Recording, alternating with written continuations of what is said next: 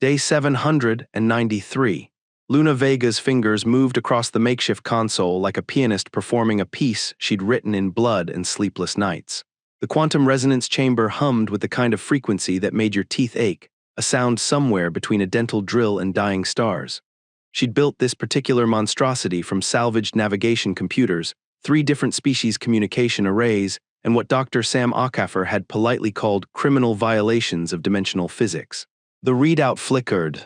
Signal strength 0.0003%. Jake's voice emerged from the static like a whisper from the bottom of an ocean. Luna, God, I can barely. The maze is shifting again. Time's doing something weird here. Did you get the coordinates I sent yesterday? She'd gotten those coordinates 8 months ago.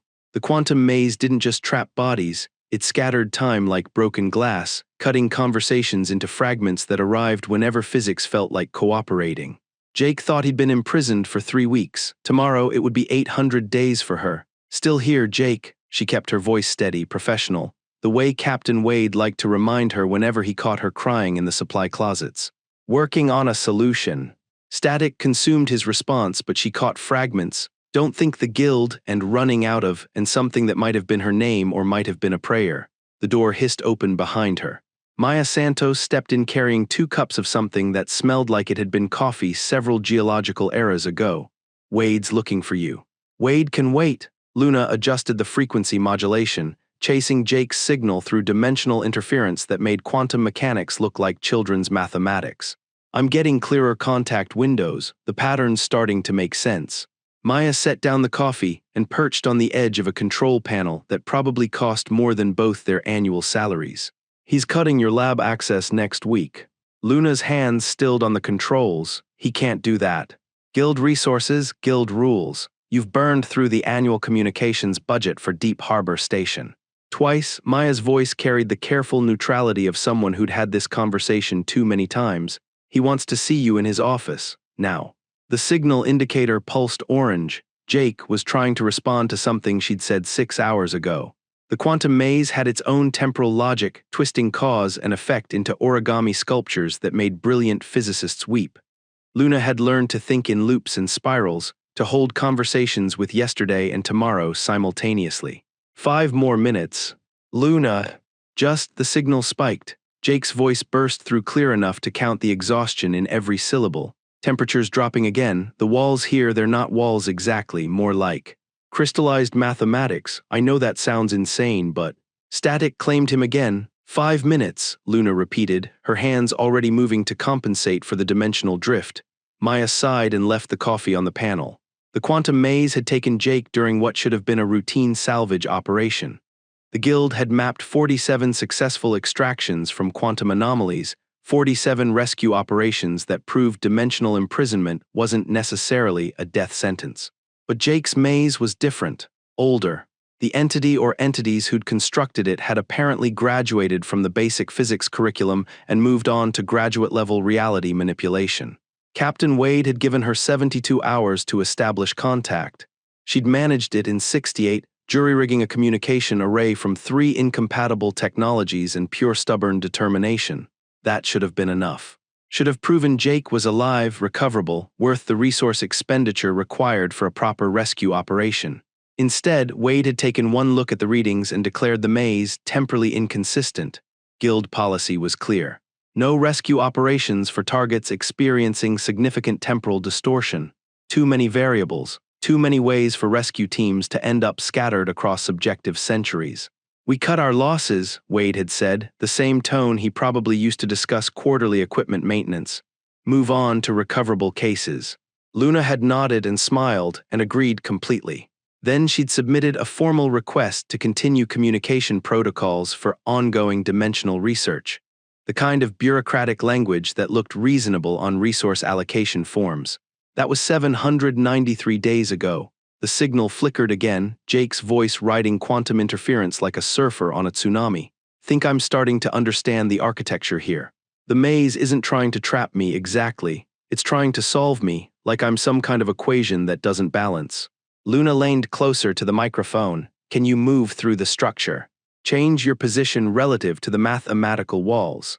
She'd sent that question yesterday. His answer came from next Tuesday. Movement's relative here. I can walk for hours and end up where I started, or take a single step and find myself somewhere completely different. But there's a pattern, I think, hard to tell when cause and effect keep trading places. The lab door opened again. This time Captain Wade filled the doorway, all 6 feet of him radiating the kind of authority that came from 20 years of making impossible decisions. His expression held the patient resignation of a man watching someone he respected make incredibly poor choices. Vega. Luna didn't turn around, signals stronger today. I'm getting temporal coherence windows that last up to 40 seconds. That's a 30% improvement over last month. Conference room now. I think I can boost the quantum entanglement resonance if I reroute power from the secondary navigation array. Luna, the use of her first name made her finally look at him. Wade's expression had shifted from patient to genuinely concerned. We need to talk. She saved her settings, 800 days of accumulated modifications and improvements, all aimed at maintaining contact across impossible distances, and followed him down the corridor. Deep Harbor Station hummed around them with the steady rhythm of recycled air and artificial gravity. Through the observation windows, the scrap field stretched to the horizon. Thousands of derelict ships and abandoned technologies from a dozen different species, all waiting for Guild salvage teams to determine what was worth recovering and what was worth forgetting. Jake had been retrieving a quantum computer core from a Vorthan dreadnought when the maze manifested around his position. One moment he'd been carefully extracting alien hardware worth more than most planetary GDPs. The next, reality had folded itself into geometric impossibilities and swallowed him whole. The conference room's walls displayed real-time salvage operations across 6 different star systems. Teams with proper equipment, proper protocols, proper backup plans for when everything went to hell. Not like Jake's solo mission. Not like the kind of high-risk, high-reward operations that kept the Guild profitable and its operatives permanently anxious. Wade gestured for her to sit. Dr. Ockhaffer ran the numbers on your power consumption. The dimensional interference requires significant energy investment to maintain signal coherence across. You're drawing enough power to run life support for a habitat module. Wade's voice stayed level, professional. For 800 days. The Guild Council wants to know why we're subsidizing what they're calling extended mourning rituals. The words hit like a physical blow. Luna felt her jaw clench, the familiar surge of protective anger that had sustained her through more than 2 years of 20-hour workdays and bureaucratic skepticism. It's not mourning if he's still alive. Is he? Wade leaned forward, his expression genuinely curious rather than dismissive. The temporal distortion readings suggest his subjective experience could be anything from minutes to millennia. We don't know what 27 days in quantum isolation does to human consciousness. We don't know if the person you're talking to is still Jake Torres or something else wearing his memories. Luna had considered that possibility around day 400. The quantum maze could theoretically fragment consciousness the same way it fractured time, creating echo personalities that believed themselves to be the original. She'd run psychological baseline tests, asked questions only Jake would know, cross-referenced his responses against classified Guild records. Every test confirmed the same thing. The man in the maze was definitely Jake Torres, definitely still human, definitely worth saving. I've maintained consistent psychological profiles across 800 days of contact. His memories, his speech patterns, his terrible jokes about alien food, it's him, Captain. And if it is, if Jake Torres is alive and conscious and slowly going insane in a pocket dimension that may or may not exist in our reality. Wade's tone carried genuine sympathy now. What's your extraction plan, Luna? How do we get him out? That was the question that kept her awake during the 4 hours per day she allowed herself to sleep. Communication was one thing. She'd become probably the galaxy's leading expert on quantum transmission across dimensional barriers. Extraction was something else entirely. The mathematical models suggested it would require energy output equivalent to a small star and technological precision that made brain surgery look like finger painting. I'm working on it. For 800 days. Complex problems require iterative solutions. Each day of contact provides new data about the maze's structure, its temporal mechanics, its response patterns. I'm building a comprehensive map of Luna. Wade's voice carried the weight of someone about to deliver news that would change everything. The Guild Council has approved funding for exactly 30 more days of your communication protocols. After that, we're declaring Jake Torres officially lost, and reassigning his case file to the unsolved archives. The words seemed to echo in the suddenly too small conference room. 30 days. After 800 days of gradually understanding the quantum maze's impossible physics, after developing communication techniques that had advanced dimensional science by decades, after maintaining contact with a man trapped between mathematical concepts, 30 days to either extract him or lose him forever. That's not enough time. It's what you have, Wade stood, his expression mixing authority with genuine regret. I'm sorry, Luna, I know what he means to you, but the Guild has other operations, other people who need rescue. We can't spend infinity chasing impossible problems. After he left, Luna sat alone in the conference room, staring at the salvage operation displays. Teams across 6 star systems, all following proper protocols, all working within established parameters for acceptable risk and resource allocation. Professional, efficient, sensible. None of them were trying to break the laws of physics with jury-rigged equipment and stubborn determination. She returned to her lab, officially Communications Research Station 7, and reactivated her quantum transmission array. The maze had shifted again while she'd been gone. Jake's signal emerged from a completely different dimensional frequency. Getting tired, Luna, don't know how much longer I can hold onto me, I guess. The maze keeps showing me things, memories that aren't mine, faces I've never seen. It's like it's trying to make me into someone else. She grabbed the microphone, then stopped. Her response would reach him in 6 hours, maybe 6 days. Time meant nothing to the quantum maze, but it meant everything to the Guild Council's 30-day deadline. I'm going to get you out of there, Jake, I promise. She'd made that promise 800 times over the past 2 years. Tomorrow, she'd have to figure out how to keep it. Day 794. The answer came to her at 3:47 a.m. while she was reviewing quantum resonance patterns and surviving on her 4th cup of Maya's terrible coffee. Not a complete solution, extracting Jake would still require resources she didn't have access to, but a theoretical approach that might actually work. The quantum maze wasn't just a prison, it was a puzzle. Jake had mentioned it himself. The maze was trying to solve him, treating his consciousness like an equation that didn't balance. What if she could help it find the solution? Instead of trying to extract Jake from the maze, she could try to solve the maze itself. Every conversation, every data point, every temporal fragment she'd collected over 800 days, it was all part of a larger pattern. The maze was a mathematical construct, and mathematical constructs could be calculated, understood, resolved. She started with the temporal distortion readings, mapping Jake's subjective experience against the maze's dimensional fluctuations. The pattern that emerged looked like a spiral, but a spiral that existed in 11 dimensions and folded back on itself in ways that made her head hurt. Then she added the spatial displacement data, Jake's descriptions of impossible architecture, of walls made from crystallized mathematics, of doorways that led to the same room but in different decades. Another pattern, this one resembling a fractal flower that bloomed backwards through time. By dawn, she had 17 different mathematical models describing various aspects of the quantum maze's behavior. Individually, they were fascinating examples of advanced dimensional physics. Together, they were giving her a migraine and no clear path toward Jake's extraction. Maya found her face down on her workstation, using a pile of calculation printouts as a pillow. Productive night. Luna lifted her head, squinting at the morning shift change notifications scrolling across her screens. I think I'm looking at this wrong. The maze isn't just containing Jake, it's studying him, learning from him. What if it's not actually a prison at all? What if it's what? A testing facility or a research station? Something designed to analyze different forms of consciousness and determine their compatibility with something. Maya perched on her usual spot on the control panel, navigating carefully around the quantum resonance chamber that took up most of the available space. Compatibility with what? That was the trillion-credit question. Luna pulled up Jake's most recent transmissions, filtering through 800 days of recorded conversations for mentions of the maze's apparent purpose or origin. The pattern that emerged was subtle but unmistakable. The maze was preparing him for something, teaching him, transforming him in ways that were difficult to quantify but impossible to ignore. He's learning to think in 11 dimensions, she said slowly, the realization hitting her like a revelation. The temporal distortion, the impossible architecture, it's not just containing him. It's training him to navigate nonlinear reality. Training him for what?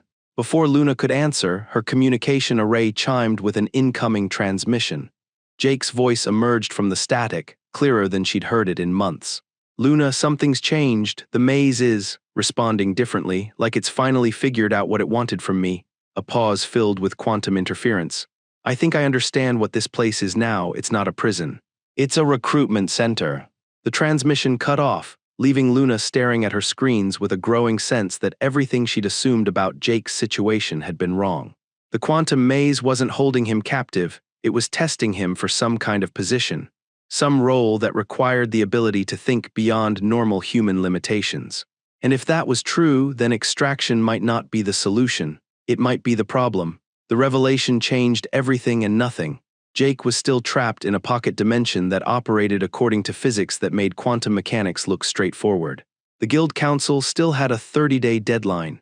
Captain Wade still needed to justify resource expenditure to bureaucrats who measured everything in terms of immediate practical value. But now Luna had a different question to answer. If the maze was recruiting Jake for something, what happened when the recruitment process finished? She spent the next 3 days building a more sophisticated analysis framework, correlating Jake's psychological assessments with the maze's behavioral patterns. The data suggested a progression, not toward breakdown or dissolution, but toward something that resembled evolution. Jake was still fundamentally human, but his cognitive architecture was adapting to accommodate nonlinear thought processes. On day 797, he confirmed her worst fears. "I can see it now, Luna. The maze isn't the only one. There are thousands of them, maybe millions, scattered across dimensions we don't have names for. All of them testing different species, different individuals, looking for minds that can adapt to something bigger than normal reality." Static consumed the transmission for nearly an hour. When his voice returned, it carried a quality she'd never heard before, a depth that suggested he was speaking from multiple temporal positions simultaneously. "They're building something, the entities who created the mazes. Something that requires consciousness capable of existing across dimensional boundaries, and I think I'm almost ready to help them." Luna stared at the communication console, her hands frozen above the controls.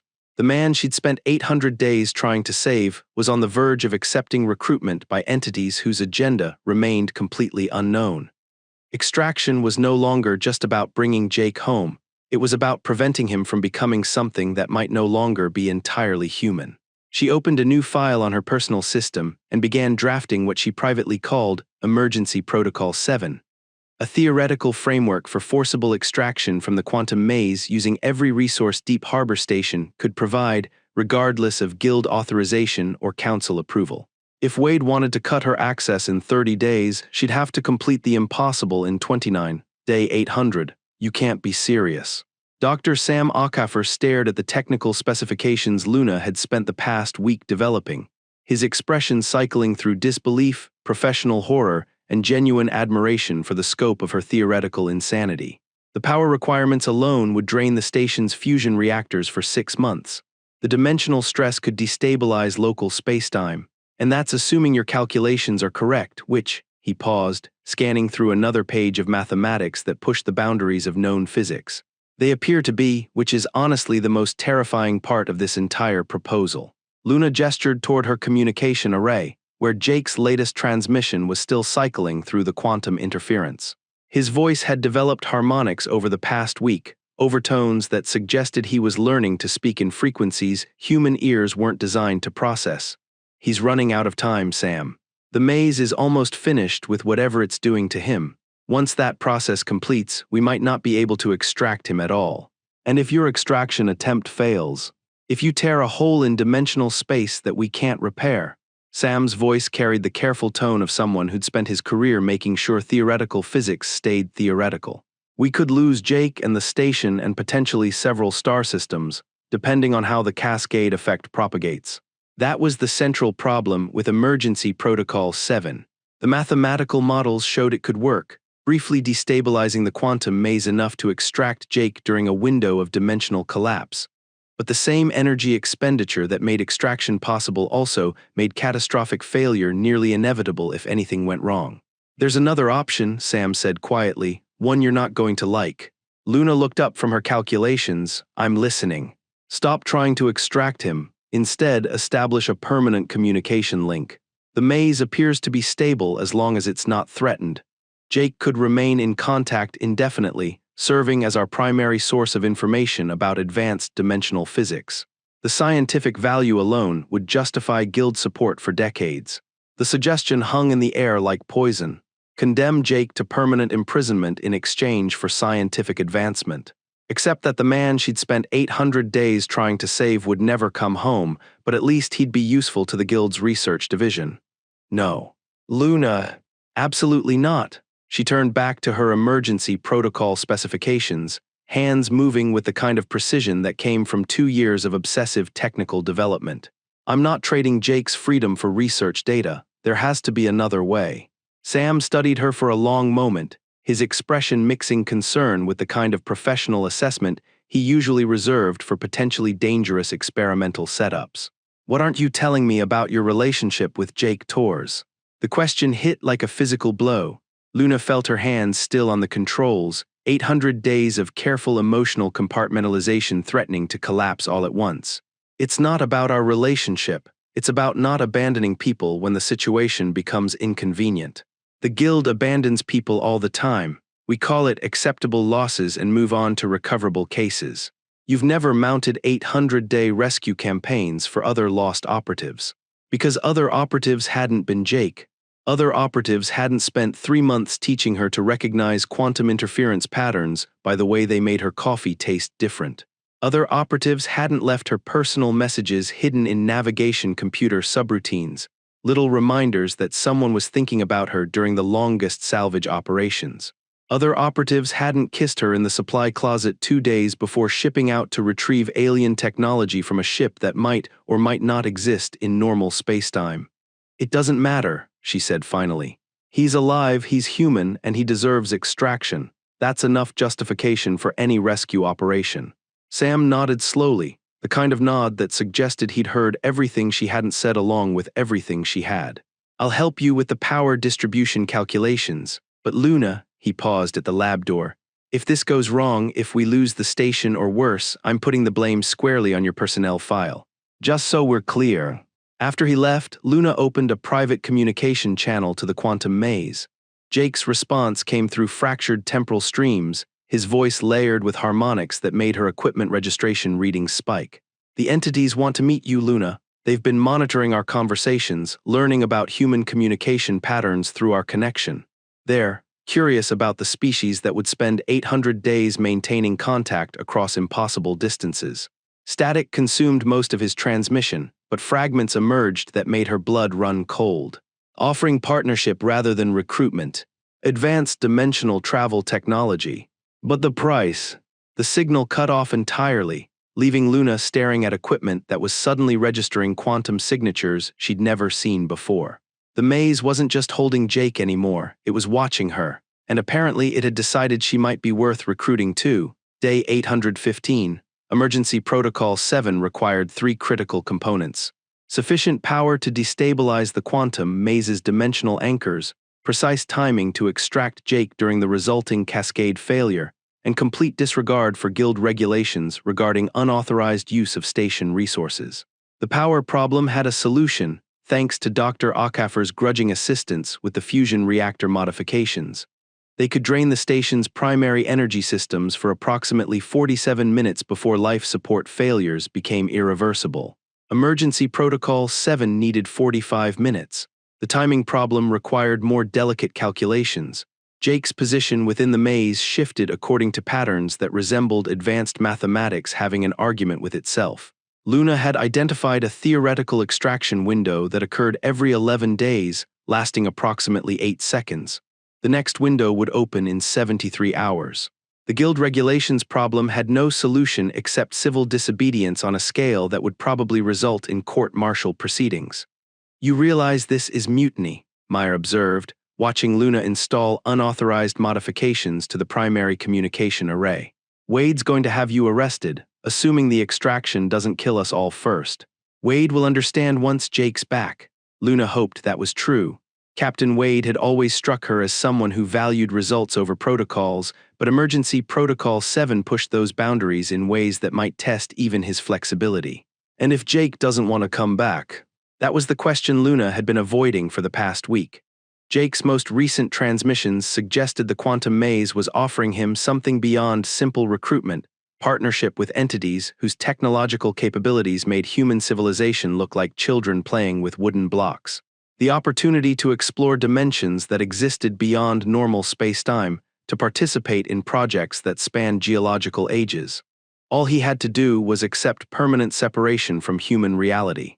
"He'll want to come back," Luna said, her voice carrying more confidence than she felt. "I know Jake. He wouldn't abandon his life here for some alien recruitment pitch." Maya's expression suggested she had opinions about people who spent 800 days maintaining impossible communication links, but she kept them to herself. The quantum resonance chamber required the most extensive modifications.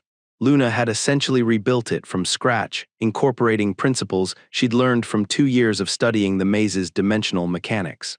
The result looked like what would happen if 3 different species technologies got drunk together and decided to violate the laws of physics. "Signals getting stronger," she announced as Jake's voice emerged from the static with unusual clarity. "Luna, I can feel something changing. The maze is preparing for some kind of transition. The entities are saying this is my last chance to accept their offer voluntarily." A pause filled with quantum interference that sounded almost like alien laughter. "They're also saying you're planning something incredibly dangerous and probably stupid." She leaned closer to the microphone. "How much do they know about Emergency Protocol 7? "Enough to be concerned. They're not trying to hurt you, Luna. They're just recruiting, looking for consciousness capable of thinking beyond normal limitations. But they say forced extraction from the maze could have consequences they can't predict or control." Consequences. That was the polite way entities with advanced dimensional technology described what happened when someone tried to break their carefully constructed pocket universes using jury-rigged equipment and pure stubborn determination. "Jake, I need you to listen carefully. In 68 hours, I'm going to attempt a controlled destabilization of the maze's quantum anchors. When that happens, you'll have maybe 8 seconds to reach the dimensional coordinates I'm sending you now. Can you do that?" Static consumed his response for nearly 10 minutes.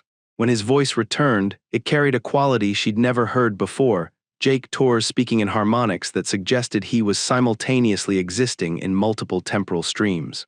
"I'll be ready, but Luna, if this doesn't work, if something goes wrong, I want you to know that these 800 days maintaining contact with you, it's been the only thing keeping me human in here. Whatever happens next, don't blame yourself for trying to save me." The transmission cut off, leaving Luna alone with her equipment and a growing certainty that Emergency Protocol 7 represented either the most brilliant rescue operation in Guild history or the most spectacular failure. 68 hours to find out which one. Day 817.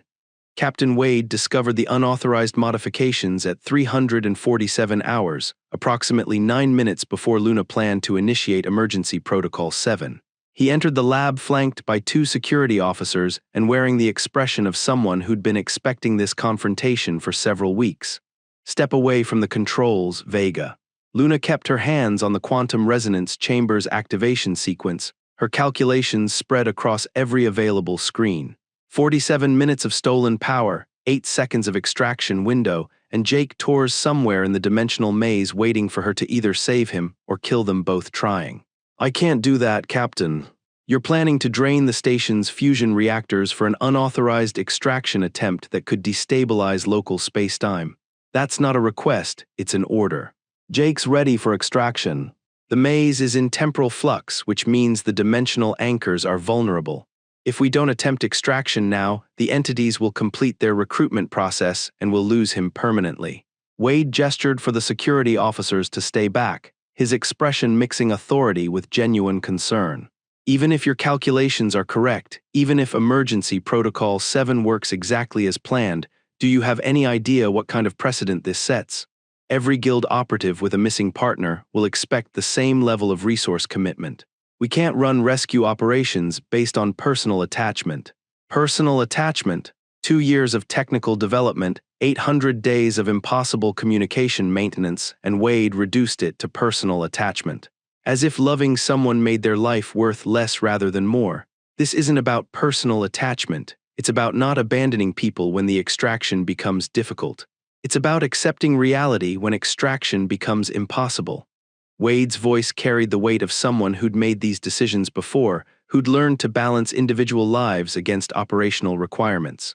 Jake Torres has been missing for 800 days. In guild terms, he's been officially dead for 727 of them.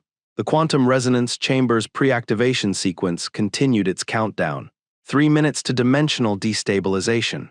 3 minutes to either vindicate 2 years of obsessive theoretical development or prove that love made people dangerously stupid.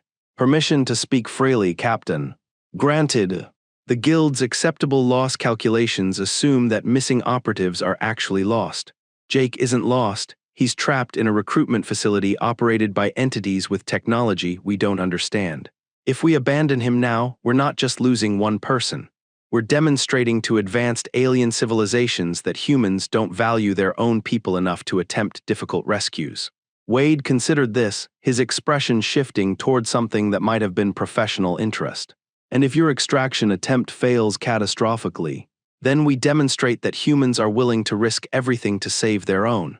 Either way, we show strength rather than abandonment. The security officers looked confused by the sudden shift toward diplomatic philosophy. Wade looked like someone reevaluating assumptions he'd held for 20 years. How confident are you in Emergency Protocol 7's success probability? Luna glanced at her calculations, 800 days of accumulated technical knowledge compressed into theoretical frameworks that push the boundaries of known physics. The honest answer was that she had no idea whether Emergency Protocol 7 would work. The maze operated according to principles that made quantum mechanics look straightforward, and forced extraction introduced variables that could propagate in completely unpredictable ways. 67%, she lied smoothly. Wade studied her for a long moment, then gestured for the security officers to leave. I want continuous monitoring of dimensional stress readings. At the first sign of cascade failure that could threaten the station, you abort the extraction attempt immediately. Understood. And Vega, if this works, if you actually extract Jake Torres from a pocket dimension using jury-rigged equipment and pure stubborn determination, I'm recommending you for the Guild's Advanced Research Division. They need people who think beyond normal limitations. After he left, Luna turned back to her controls with hands that were finally steady. 2 minutes to dimensional destabilization. 2 minutes to discover whether 800 days of impossible communication had been leading toward rescue or disaster. The quantum resonance chamber's activation sequence reached final countdown. 30 seconds to Emergency Protocol 7. Jake's voice emerged from the static one last time, layered with harmonics that suggested he was speaking from multiple temporal positions simultaneously. Ready when you are, Luna. See you on the other side. 10 seconds, she initiated the destabilization sequence, and Deep Harbor Station's lights dimmed as the fusion reactors redirected their entire output toward tearing a hole in the fabric of reality itself. The quantum maze collapsed like a house of cards built from crystallized mathematics and temporal impossibilities. For 8 seconds that lasted approximately forever, Luna watched dimensional space fold in on itself through readings that made her equipment scream in frequencies no human ear was designed to process. The maze's carefully constructed pocket universe destabilized in cascading waves, its alien architecture dissolving back into the quantum foam from which it had been assembled. Jake materialized in the laboratory in a burst of displaced energy that made the air taste like copper and ozone. He hit the floor hard, his body solid and real and definitely human despite 2 years of exposure to nonlinear reality. His clothes were the same ones he'd been wearing when the maze manifested around him 800 days ago, but his eyes held depths that suggested he'd seen things that existed beyond normal spatial dimensions. Extraction successful, Luna announced to no one in particular, her voice shaking with relief and residual adrenaline. Subject appears stable, consciousness intact, no apparent temporal displacement effects. Jake sat up slowly, his movements carrying a fluid grace that seemed slightly off, as if he was remembering how to exist in three-dimensional space after prolonged exposure to somewhere with more mathematical degrees of freedom. Luna, his voice held the same harmonics she'd grown accustomed to over 800 days of quantum transmission, but hearing them in person made her realize how much she'd missed simple physical presence. You actually did it. You tore apart a pocket dimension using salvaged equipment, and what I'm pretty sure was criminal disregard for safety protocols. Guild regulations are more like guidelines when it comes to impossible rescue operations. She helped him stand, checking for signs of dimensional exposure or consciousness fragmentation. How do you feel? Any temporal displacement, reality dissociation, sudden urges to exist in 11 dimensions? Mostly I feel like I've been having the same conversation for 800 days, but from the wrong end. Jake looked around the laboratory, taking in 2 years' worth of accumulated modifications and jury-rigged improvements. This is what you built to maintain contact with the maze. This is what I built to bring you home. He studied her for a moment, his expression mixing gratitude with something that might have been professional admiration. The entities were right about you, you really are worth recruiting. Before Luna could ask what that meant, alarms began sounding throughout Deep Harbor Station. Not the standard emergency klaxons, but something deeper, a harmonic frequency that seemed to resonate in dimensions beyond normal auditory perception. Dr. Okafer's voice crackled through the intercom system. We're reading massive dimensional disturbances across 6 different star systems. Something's responding to the maze's destruction. Multiple quantum signatures, all converging on our position. Through the laboratory's observation windows, space itself began to ripple. Ships emerged from nowhere, not from hyperspace or dimensional fold, but from mathematical concepts that decided to become physical reality. Their designs suggested architecture that existed in more than 3 spatial dimensions, geometry that hurt to look at directly. The recruitment entities, Jake said quietly. I think they want to discuss terms. Luna stared at the impossible fleet materializing around Deep Harbor Station. Alien vessels whose very existence proved that Emergency Protocol 7 had accomplished something far more significant than simple rescue operations. What kind of terms? The kind that determine whether humanity gets invited to join the galactic community as partners, or gets filed under promising but primitive species that require additional observation. Jake's voice carried the harmonics she'd learned to associate with nonlinear thought processes. They've been watching our communication protocols for 800 days, learning about human determination and resource commitment. Your rescue operation was the final test. The fleet arranged itself in formation around the station, not threatening but definitely commanding attention. Captain Wade's voice echoed through the intercom, carefully professional despite circumstances that had clearly moved beyond normal guild operational parameters. All personnel to stations. We appear to have visitors. Luna looked at her jury-rigged communication equipment, then at Jake, then at the alien fleet that had materialized in response to her stubborn refusal to accept impossible problems. So what happens now? Now, Jake said, his smile carrying 2 years' worth of accumulated nonlinear perspective. We find out whether 800 days of impossible communication was good practice for impossible diplomacy. The quantum resonance chamber chimed with an incoming transmission, but this time the signal wasn't coming from a pocket dimension. It was coming from the flagship of an alien fleet that had apparently decided humans were worth talking to.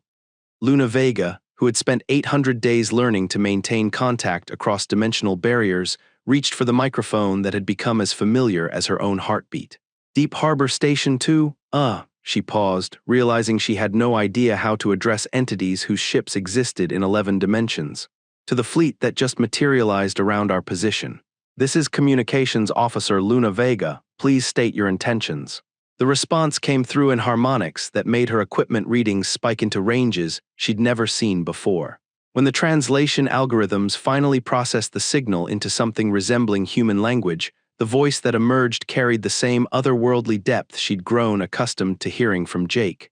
Greetings, Luna Vega. We are the architects of the quantum maze networks. We have observed your 800-day communication protocol with considerable interest. Jake moved closer to the microphone, his presence somehow stabilizing the dimensional interference. They've been waiting to see if humans were capable of what they call persistence beyond rationality. Most species abandon rescue operations after a few weeks when the energy costs become prohibitive. And we didn't abandon you. No, you didn't. His expression carried 2 years' worth of accumulated perspective on human stubbornness versus alien pragmatism, which apparently makes us unusual enough to warrant direct contact. The alien transmission resumed, layered with harmonics that suggested multiple entities speaking in unison across several dimensional frequencies. The individual you call Jake Torres has demonstrated compatibility with nonlinear consciousness operations. However, your rescue protocol has revealed capabilities we had not anticipated in your species. Through the observation windows, Luna could see more ships materializing, not just the original fleet, but vessels from what appeared to be dozens of different species. Some looked vaguely familiar from Guild salvage operations, others resembled geometric impossibilities that probably made sense in universes with different mathematical constants. "Captain Wade to Communications Lab 7, the intercom crackled. "We're reading representatives from 43 different species, including several the Guild has never encountered. Whatever you did to extract Torres appears to have attracted significant attention." Luna leaned back in her chair, exhaustion finally catching up with her after 800 days of sustained technical obsession. "Jake, what exactly did the architects tell you about their recruitment process?" "They're building something, a network that spans multiple galaxies, multiple dimensions. They need consciousness capable of thinking beyond normal spatial and temporal limitations." He gestured toward the alien fleet surrounding the station. "But they also need species capable of the kind of, let's call it, irrational dedication that you've spent the past 2 years demonstrating." "Irrational dedication. Most advanced civilizations optimize for efficiency. They cut losses when operations become unprofitable, abandon individuals when rescue becomes too expensive. The architects have been looking for species that balance technological capability with what humans might call emotional stupidity." The alien transmission resumed before Luna could decide whether to be insulted or complimented by that assessment. "Your species demonstrates technological adaptability combined with persistent commitment to individual preservation. This combination suggests potential compatibility with our long-term projects." Dr. Akefer's voice crackled through the intercom. "The dimensional readings are stabilizing, but we're detecting quantum signatures from ships that appear to be negotiating. Their energy patterns suggest some kind of diplomatic gathering." Maya's voice joined the conversation from the corridor outside. "There's a delegation requesting permission to board the station. They say they want to discuss partnership opportunities with the species that spent 800 days maintaining impossible communication protocols." Luna looked at Jake, then at her jury-rigged equipment, then at the alien fleet that had apparently decided Deep Harbor Station was worth visiting in person. "Partnership opportunities. The architects aren't just recruiting individuals anymore," Jake explained. "They're recruiting entire species for projects that require both technological innovation and the kind of stubborn determination that makes someone spend 2 years jury-rigging communication equipment to maintain contact across dimensional barriers." The quantum resonance chamber chimed again, this time with a transmission that seemed to come from multiple sources simultaneously, the entire alien fleet speaking in harmony. "We offer formal diplomatic contact with the human species, beginning with Deep Harbor Station as a neutral meeting ground. Your demonstration of persistent individual recovery protocols suggests compatibility with our galactic integration initiatives." Captain Wade's voice echoed through the station-wide intercom. "All personnel, we are apparently hosting the galaxy's first official diplomatic contact with humanity. Security teams to Docking Bay 3, engineering teams to monitor dimensional stress, communications teams to, well, keep doing whatever Vega's been doing for the past 800 days." Luna felt a laugh building in her chest, the kind of hysteria that came from realizing that 2 years of obsessive technical development had accidentally resulted in first contact with an advanced galactic civilization. "Jake, yeah. Next time you go on a salvage operation and get trapped in a pocket dimension operated by ancient alien entities, maybe give me a heads up first." He smiled, the expression carrying harmonics of nonlinear perspective, but still recognizably human. "I'll add it to the pre-mission checklist. Right after, verify quantum isolation protocols and confirm backup communication procedures with stubborn communications officers who don't understand the meaning of acceptable losses." The alien fleet began moving into formal diplomatic formation around Deep Harbor Station, their impossible geometries arranging themselves according to protocols that probably made sense to civilizations that had been navigating interdimensional space for geological ages.